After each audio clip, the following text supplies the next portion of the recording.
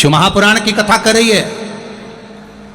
मंदिर जा रहे हो, देवालय जा रहे हो, तीर्थ जा रहे हो, तुम्हारी जेब में अगर अठन्नी भी नहीं है, 1 रुपया भी नहीं है, पड़ोसन से मांग कर 1 रुपया मत चढ़ाना। शिव महापुराण की कथा बड़ी विचित्र कथा है। मंदिर में दर्शन करने गए हो, तुम्हारी जेब में 10 रुपए नहीं है, 5 रुपए नहीं है, किसी से मांग कर 10 रुपए या 5 रुपए मंदिर में मत चढ़ाना। हम तो आपसे यहां भी कहेंगे, शिव महापुराण की कथा में भी आओ, तुम्हारे पास चढ़ाने के लिए नहीं है, तुम अपनी पड़ोसन से मांगकर बिल्कुल मत चढ़ाओ, बिल्कुल मत चढ़ाओ। क्यों? भगवान के सामने खड़े होकर, मेरे महादेव के सामने खड़े होकर, शिव के मंदिर में खड़े होकर भी हम अगर अपने पड़ोसी से, अपने पड़ोसन से कुछ मांग कर अगर भगवान को चढ़ाएंगे तो भगवान को कितना बुरा लगेगा कि जगत का पिता यहां बैठा है और तू संसार वालों से मांग कर चढ़ा रहा है। जगत का पिता यहां बैठा और तू संसार वालों से मांग रहा। अगर तुझे मांगना ही है तो शिव महापुराण की कथा कहती है, देव आदिदेव महादेव के मंदिर में किसी से मांग कर नहीं चढ़ाना। देव आदिदेव महादेव के मंदिर में अगर आप पूजन करने के लिए गए हो, भगवान शिव के मंदिर में अगर पूजन करने गए हो, तुम्हारी थाली में अगर कोई सामग्री कम भी है चलेगी, पर पड़ोसन की थाली में से उठाकर मत चढ़ाना। शंकर जी कहते हैं, फूल नहीं है मुझसे ले लो, बेलपत्र नहीं है मुझसे ले लो, धतूरा नहीं है मुझसे ले लो। शंकर जी कहते हैं, मेरे ऊपर चढ़ी हुई सामग्री तुम वापिस धोकर मुझे चढ़ा दो, पर किसी से मांग कर मत चढ़ाना, क्योंकि मैं दूंगा तो ज्यादा दूंगा। अब आप प्रैक्टिकल कर देखो। अब एक प्रैक्टिकल करिएगा आप। पड़ोसन की थाली में से जो जो सामान उसने थाली में रखा, जो जो सामान रखा, उसका नरियल, उसकी अगरबत्ती, उसका दिया, सब तुम उठा के भगवान पे चढ़ाया हो। एक बार प्रैक्टिकल करके देखना हो। अब पड़ोसन का मुंह देखना, फिर तुमने तो उसकी थाली में से उठाकर चढ़ा दिया, अब उसका मुंह देखो तुम जरा जोरदार। अभी तक तो वो ब्रह्म कुमारी थी, थोड़ी देर में चंद्र घंटा बनने में उसको देरी नहीं लगेगी, थोड़ी देर चढ़ा दिया तुमने तो महादेव को। अब पड़ोसन को ये लगना चाहिए कि मैंने नहीं चढ़ाया तो इसने चढ़ा दिया, उसमें क्या दिक्कत है, पर नहीं, उसका मुंह फूल गया। मेरी थाली, मेरा सामान, मेरी पूजन की सामग्री इसने कैसे चढ़ा दी, इसने कैसे दे दिया, बुरा लग जाए।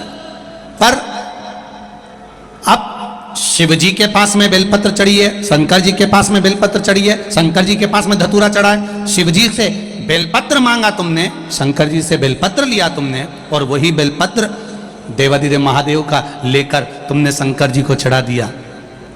शंकर जी को बुरा नहीं लगा, शंकर जी प्रसन्न हुए हैं। क्यों? शंकर जी ये जानते हैं, बहू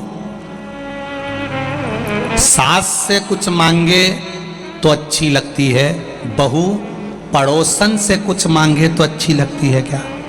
अरे बोलो तो रही बेटमा की जीजिया, तुम्हारे घर की बहू, तुम्हारे घर की बहू, तुम्हारे यहाँ कोई मिलने आए अड़ोसन पड़ोसन, उससे कह दे, मम्मी तुम, काकी जी हमको ला दोगी क्या, काकी जी हमारे यहाँ तुम अचार ला दोगी क्या, काकी जी तुम ये सामान ला दोगी क्या, तो सास को बुरा नहीं लगेगा? सास का नाम लिया तो लाइट भी आई गई।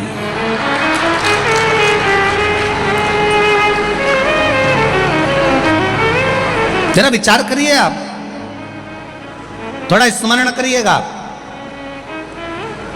घर की बहू, घर के बच्चे, घर के बेटा बेटी अपने घर के लोगों से मांगेंगे, माता पिता से, सास ससुर से, वृद्ध से, बुजुर्ग से मांगे, अच्छा लगेगा। पर वही पड़ोसी से मांग रहे हैं, दूसरे से मांग रहे हैं, अच्छा नहीं लगेगा। अगर दूसरे से मांग रहे हैं तो श्रेष्ठ नहीं लगेगा। मेरा महादेव भी ऐसा ही है, मेरा देव अधिदेव महादेव भी यही कह रहा है, मांगना है मुझसे मांगो, मुझसे। दूसरे देंगे तो तेरा पेट नहीं भराएगा, दूसरा अगर देगा तो तेरा पेट नहीं भराएगा। देवाधिदेव महादेव कहते हैं अगर गोरापति शिव शंकर और घड़ी अगर देगा तो आधा चावल के दाने से जब वो संसार का पेट भर सकता है, त्रिशूल को मात्र हिलाने से पूरे ब्रह्मांड को हिला सकता है, तो शिव की कथा कर रही है केवल उसकी दृष्टि पड़ते से ही तेरे पूरे कुटुंब का पेट भरा सकता है, केवल दृष्टि।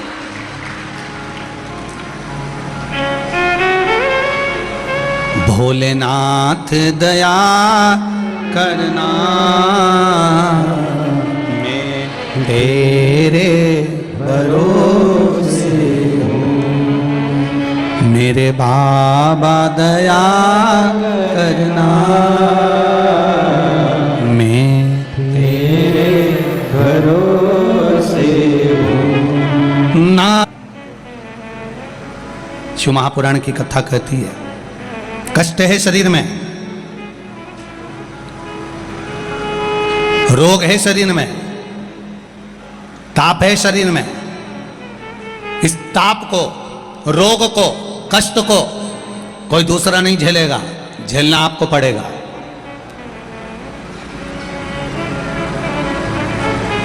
झेलना आपको पड़ेगा। शिव महापुराण की कथा कहती है जब ताप आपको झेलना है, कष्ट आपको झेलना है, रोग आपको झेलना है, तो भजन भी जम के बोलो जरा, जम के आपको ही करना है। कोई दूसरा तुम्हारे हिस्से का भजन नहीं करेगा, कोई दूसरा नहीं करेगा, आपको ही करना है।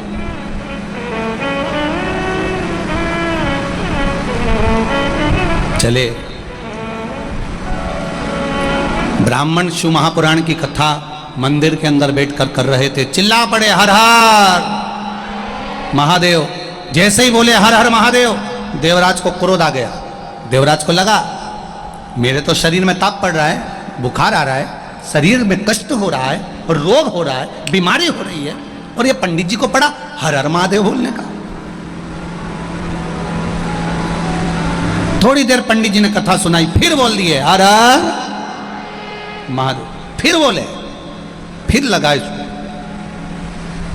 बड़ा विचित्र ब्राह्मण है, थोड़ी थोड़ी देर में चिल्ला रहा है हर हर महादेव, हर हर महादेव, हर हर महादेव।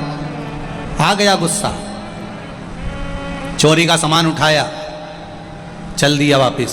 सीधे चोरी के सामान को उठाकर जो मंदिर से बाहर निकला, उसको नहीं मालूम था कि यह बेलपत्री का वृक्ष है। उस वृक्ष के नीचे बैठ गए। बेलपत्र के वृक्ष के नीचे बैठा, स्मरण उसकी चित्तवृत्ति में नहीं आ रहा है कि ये मैं कहां बैठा हूं। उसके तो शरीर में ताप पड़ा हुआ है, चोरी के धन को छुपाया हुआ है, और लेकर बेलपत्री के वृक्ष के नीचे जाकर बैठ गया। अब बेलपत्री का वृक्ष कोई साधारण सा अगर वृक्ष हो तो चल जाए, मेरे शिवजी की प्रियता है बेलपत्र, शंकर भगवान की प्रियता बेलपत्र। पहले भी कथा में कहा, फिर कहते हैं, जिस व्यक्ति के जीवन में धन, संपदा, वैभव, सत्ता, लक्ष्मी की थोड़ी भी कमी दिखती हो, उसको बेलपत्री के वृक्ष का पूजन चालू कर देना चाहिए।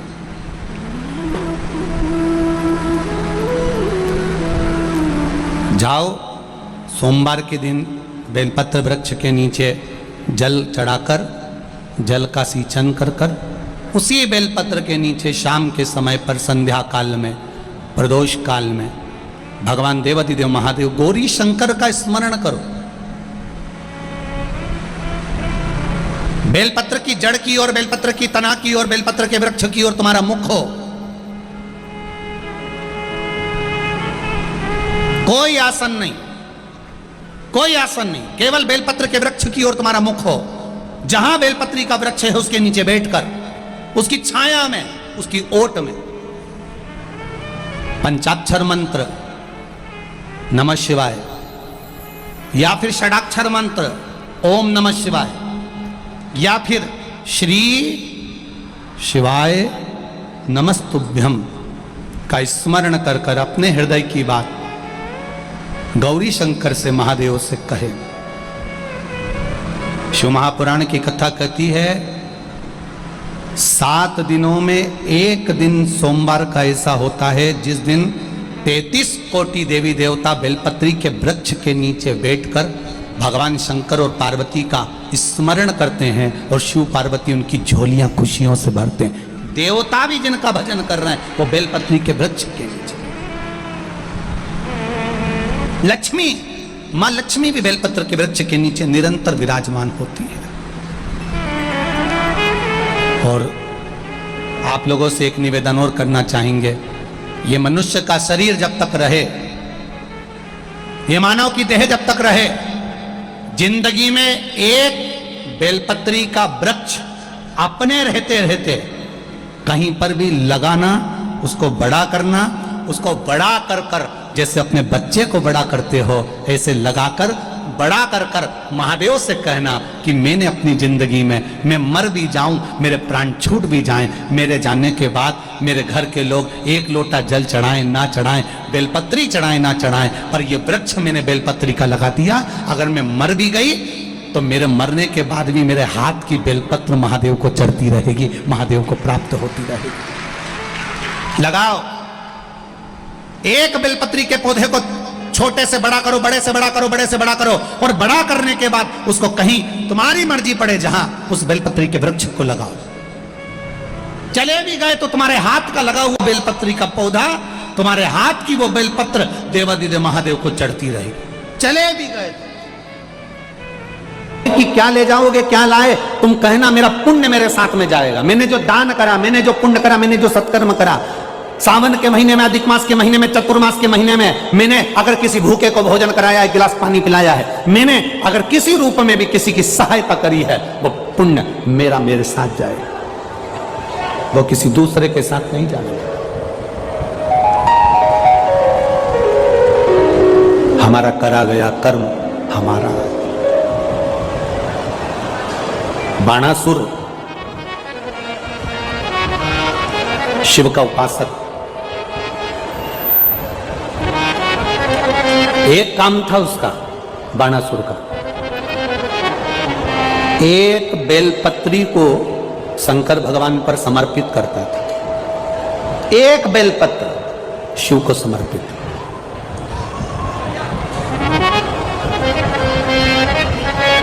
एक सोने का सिंहासन ले लो, आधा किलो का,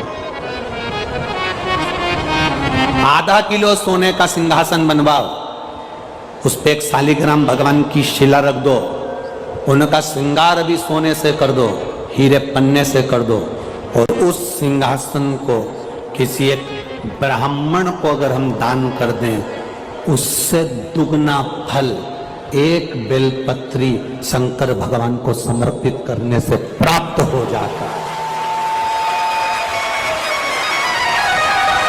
सोने के सिंहासन पर बिठाकर भी शालिग्राम शिला को हम किसी को दे रहे हैं, जितना पुण्य वो प्राप्त होगा उससे दुगना पुण्य एक बेलपत्र शंकर भगवान को मात्र समर्पित कर देने से उतना पुण्य हम पहुंच जाता है। एक बेलपत्र, एक बेलपत्र साधारण है क्या? ये बेलपत्र कोई सहज है क्या?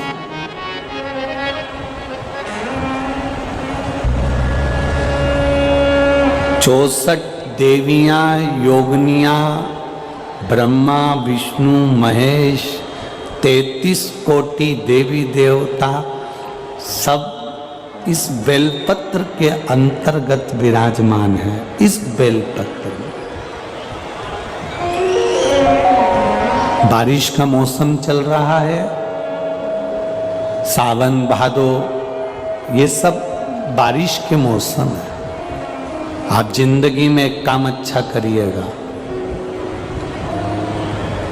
अपनी इस मनुष्य की देह से एक बेलपत्री का वृक्ष कहीं ना कहीं जरूर लगा देना, जिससे आप संसार से भले चले जाओ पर आपके द्वारा वृक्ष पृथ्वी पर रहे और उसकी पत्ती टूटकर महादेव को चढ़ती रहे तो हमारी जिंदगी सार्थक हो।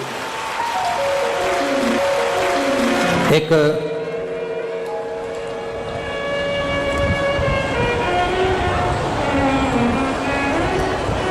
उज्जैन की एक संस्था है अवंतिकापुरी की, अनाज तिलहन व्यापारी संघ उज्जैन अवंतिकापुरी, जिसके अध्यक्ष हैं श्री गोविंद जी खंडेलवाल। ये अनाज तिलहन व्यापारी संघ उज्जैन के द्वारा 60,111 बेलपत्री के पौधे पूरे उज्जैन में घर घर में लगाए जा रहे हैं। एक बार जोरदार ताली बजाएं। और धन्यवाद दूंगा संपूर्ण भारत की जैन समाज